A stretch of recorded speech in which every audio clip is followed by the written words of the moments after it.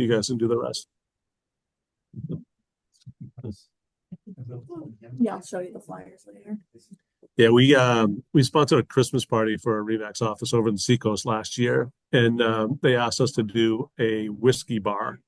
I So don't know we anything about that. I went to the liquor store. I really don't know much about whiskey. I went to the liquor store. I'm like, yeah, pick out like three cool bottles of whiskey that are kind of different, and so we picked out three different bottles, and then we had candied bacon on the Oh, side, Bourbon. and It was a oh, bourbon. bourbon. It was a bourbon party, bourbon bar. That's what it was, a bourbon bar. So we had bourbon bacon that was candied on the side. And I made bourbon jello shots. we Oh had my bourbon God. jello holy. shot. What Yeah, it kind was of a what lot. It was flavor jello definitely did you the hit use? of the party because there's a ton of bourbon drinkers out there. You know. Yeah. I think I'd get arrested. Yeah. I made like 100 bourbon jello shots. What And that flavor was like jello? for the duo. I was like, who's doing jello shots? Oh my.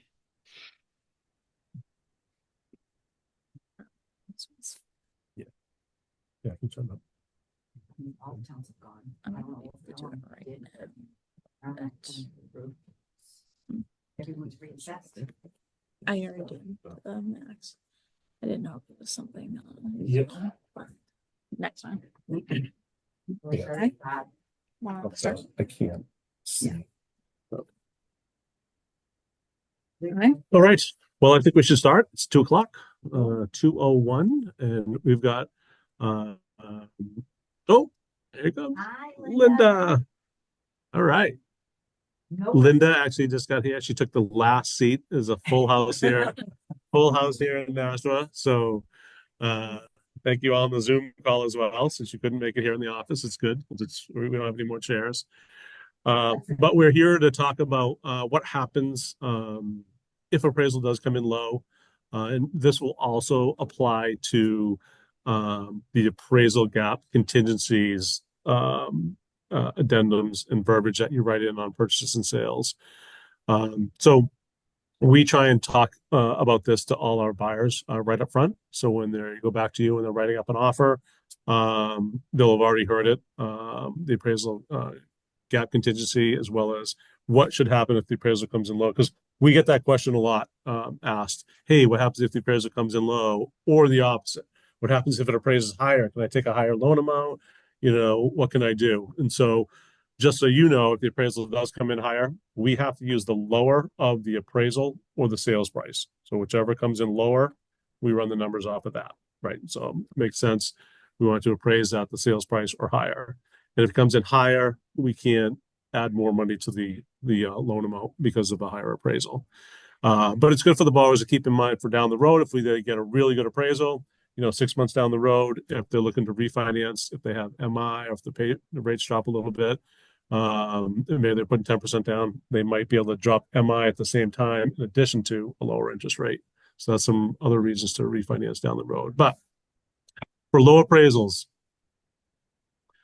what we're going to talk about is we're going to have a good scenario in here. And if you have any scenarios that you want to run by me, you can run those by me as well. We'll go over the solutions. Mortgage insurance is going to come into play depending on what the loan to value is. We can see how that's going to work out. We're going to give you three different options with MI and how that will affect the cash to close for borrowers.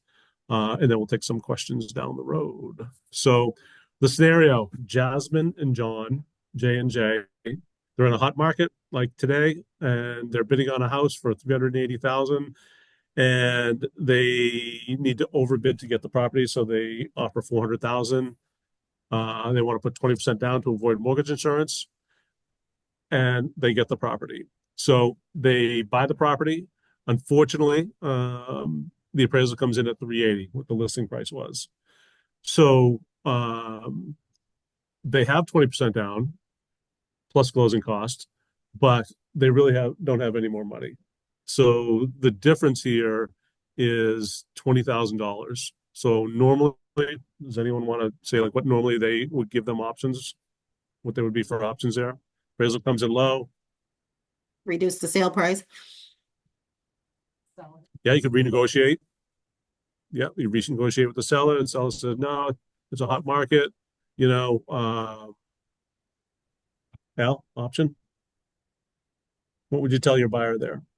Not to put you on the spot. Appraisal comes in low. It's not my buyer. Yeah, you have the buyer, the appraisal comes in low. What are your options? So they closing them.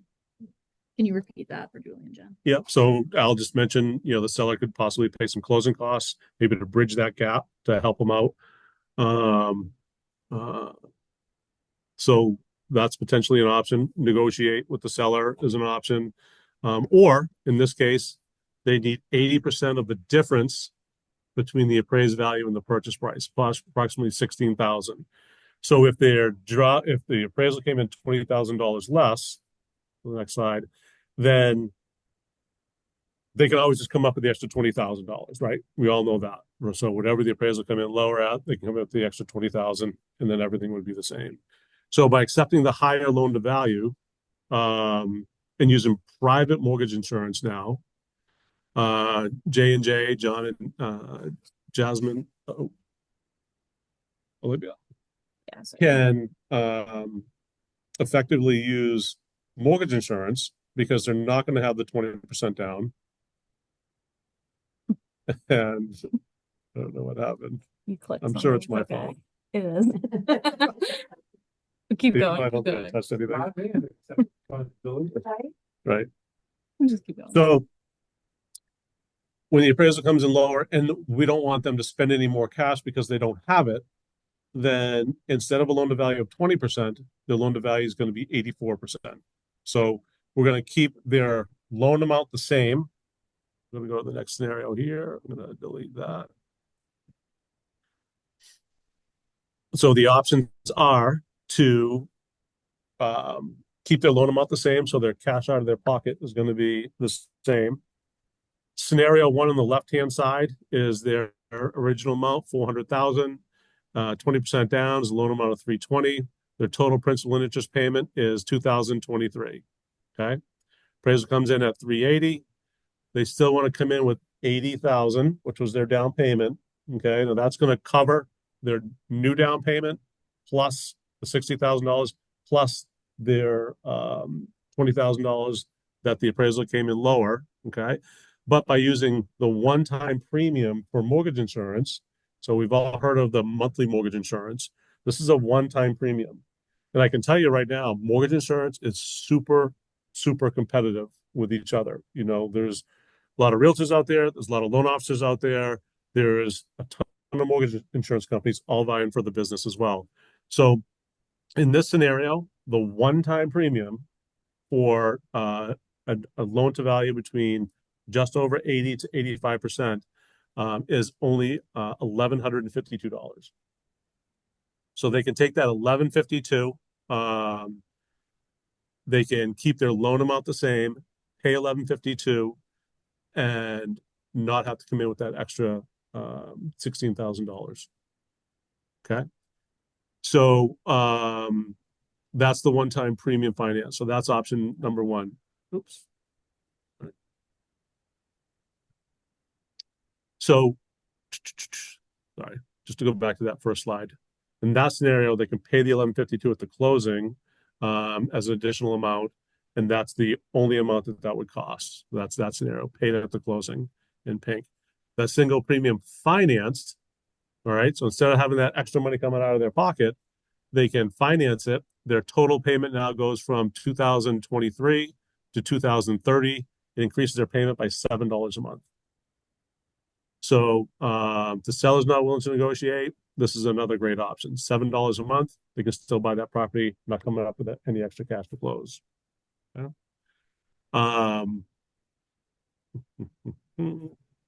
Or they could do, instead of the one-time premium, they could roll it in and do their regular monthly mortgage insurance premium, which would be what you kind of more used to, and buyers are more used to doing, where they just pay a monthly, not have that one-time premium, and just pay a monthly amount.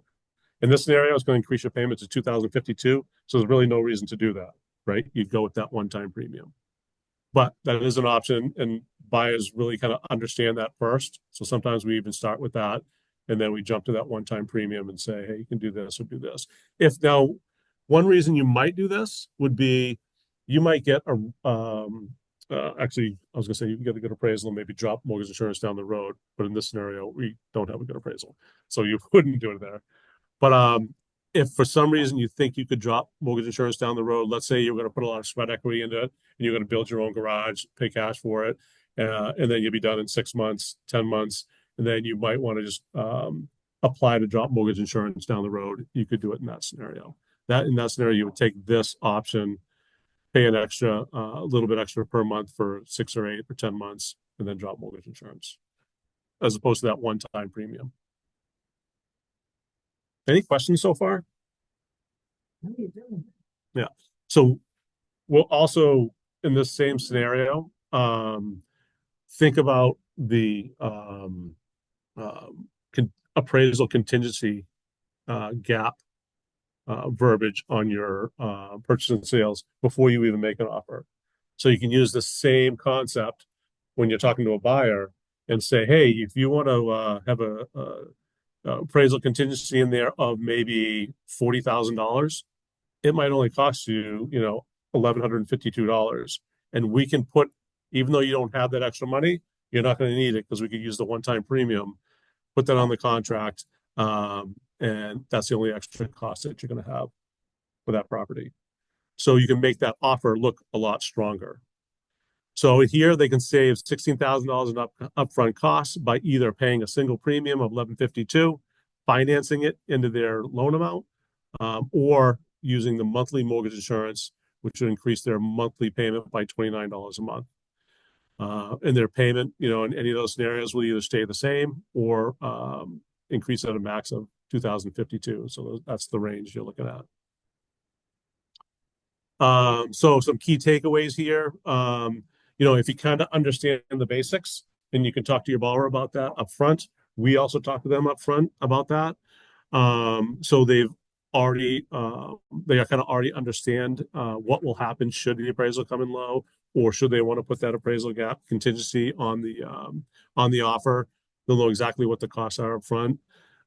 You can explain that to them and say, hey, if you want the exact numbers on a specific property, let's say it's 500,000 or whatever you're making an offer on, we can do the numbers for them and tell them exactly what the figures are. Then, you and us together, we can be a really good resource and try to make that offer as strong as possible for the buyers.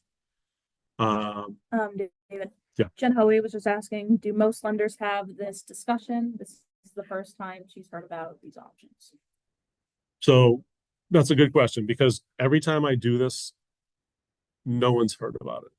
And they're like, hey, do other lenders have this option? This is just a mortgage insurance option that's available with any mortgage insurance company. So their premiums are a little different. So we're a broker. So a lot of our investors have built-in mortgage insurance, which are even cheaper premiums. So we can look at different investors and not only check the interest rate, but we can also check the mortgage insurance premiums. And other lenders can do the same thing. So this is an option that you can talk to your other lender about and see if they even know about it and see if they can understand this and offer that as well. But they should be able to. And they can always give me a call. I can explain it to them. Your other lenders. Right? Wouldn't they? I actually have. So, because we try to save the deal however possible, right? So a lot of realtors will give us a call and say, hey, Dave, this is what's going on with this deal. It came in at $50,000, below the price. What do you think? And I'll kind of just throw my 2 cents in there. And especially if let's say they're already pre-approved with someone, and then I talk to them, the buyers, because I always say if they end up going with their original pre-approval because they're already in there for whatever reason, I'll say, hey, if you have any questions along the way, give me a call, whatever it is. I'll give you my opinion and just stick with them, and if it's easier, just stick with them and close with them. So whatever's best for the client is what we do. But not a lot of loan officers even know about this. So when this does happen, and eventually it's going to happen, either with the appraisal gap contingency coming in or a lower appraisal going out. And a lot of times it's mostly because prices they're buyers might be overbidding just to get that property, which is okay because it's worth it for them to overbid to get that property now. It's their decision to make that offer. So this will come into play. So good question, Jen. So we talked a little bit about utilizing the appraisal gap in your offers as well. Like I said, we talked to the buyers about that up front. So when you're talking to them, they should have already heard about that. Bless you. And go from there. So are there any other questions? No? Good. So what we want to do is with these webinars is just kind of give you little tidbits like this. They're good talking points. So if you're trying to get some buyers, or even if you're in a listing presentation, you're you could be talking to a seller, and if you bring up the fact that your team, works on different solutions for buyers because you want to get the most amount for the property for the seller, right? And in doing so, we want to create a bidding frenzy, which will bring the price up, and that may possibly have an issue with the appraisal. So when you look at different, when you're talking to your seller and you're saying, hey, when we look at the different offers, we're going to see if they might waive the appraisal, they might waive financing, they might, have a conventional loan compared to an FHA loan. These are all the things we're going to look at. But in addition, if there are some appraisal issues with this higher price offer, then our lender has some good ways to overcome that with the buyer. So we could potentially take a higher offer as opposed and with financing, as opposed to maybe a lower offer without financing, and see how it goes. Even if we have a concern that there's an appraisal issue. So it's a good talking point, I think, with sellers. It's a great talking point with buyers. I think all buyers need to know about this. One thing I didn't mention too is the one-time premium is not available at a 95% loan to value. So this would only be at 10% or 20% down, or obviously more money down, because when you add in that premium to the 95% loan to value, you jump over 95%, and that's max loan to value you can have on that. So 10% down or more, or 8.5, 9% or more, then this is an option. So we want to be here as a resource for you to run anything by us. And again, if you have any questions, feel free to let us know. Great. All right. Good. Yeah. Hopefully we great, can use thank it. you. So great. Well, thanks, and have a great day. Okay, thanks. All Thanks, right. Julie. Bye-bye. Jen. Yeah, bye.